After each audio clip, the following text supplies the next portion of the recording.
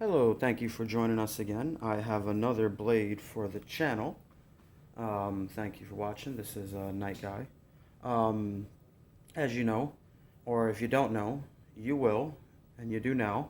I'm a big fan of inexpensive blades, but decent cutting blades. Um, I prefer swords, or I would say sword-like objects, because the sword is a sword. The term sword, the category of swords, is very, very, very broad. So anyhow, what we have here before us is yes a machete. I try not to grab too many of those, otherwise it's just going to be a collection of machetes, and or too many bowies. I just want primarily sword and sword-like objects. So let's get right into what we have here. This, I'm going to jump right in and say this was a $7 machete that I found at a local flea market. Me and Saya Samurai were out, and she actually picked this one up and recommended getting it. Essentially, the price tag would jump out at most people, but like I said, I try not to just collect plain old machetes. Um, Anyhow, you see just a typical wood handle sandwiched in, got the pegs. Um, this is the crocodile machete, 19.5-inch steel. Nice little design of a crocodile on there. Really thought that was cool. Here is a sticker, I guess a manufacturer sticker. Martindale, Birmingham, first choice in quality, England model, picture of the flag. And we have the another crocodile there. I'm going to try to keep that sticker on there as long as I can.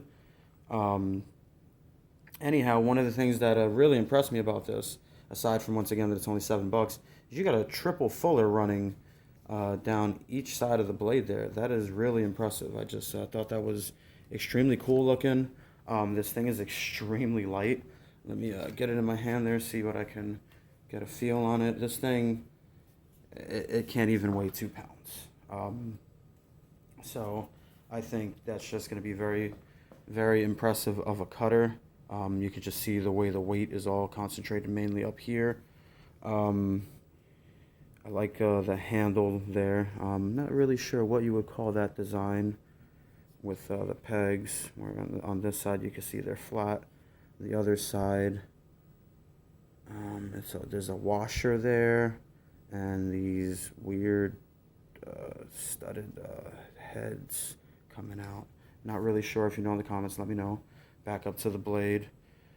Single edge blade, only on one side. Definitely not the cleanest grind by any means. It does one of the things that I don't like with blades, where they're parallel and then they just triangle, and that's your edge. You could kind of see that there. See how thick that thing is. Anyhow, I always prefer a blade to be a little more tapered, a little cleaner on the cut, but with what this is meant to do, being that it is a machete once again, so it's going to be a hacking and cleaving tool, I think this thing is just going to annihilate.